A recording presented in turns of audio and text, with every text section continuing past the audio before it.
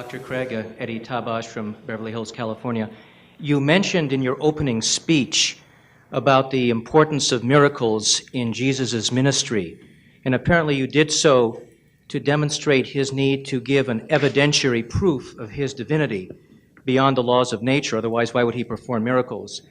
If our entire salvation is dependent upon accepting Jesus, why does God act in such a hidden fashion today?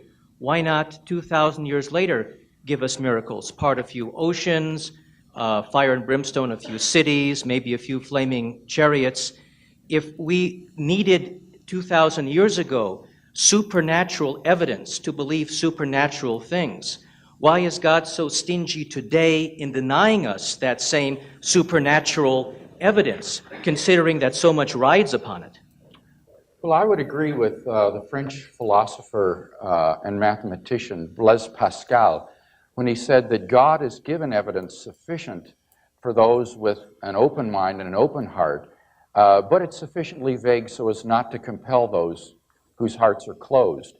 Certainly, God could write in skywriting across the sky, I exist, repent or perish, something of that sort. Or on every atom, he could write, created by God. Vote Republican. Yeah. But I don't think that God's under any sort of obligation to offer these kinds of coercive evidences. I think that the evidences he has given are sufficient for someone who's willing to look at them with an open mind and an open heart.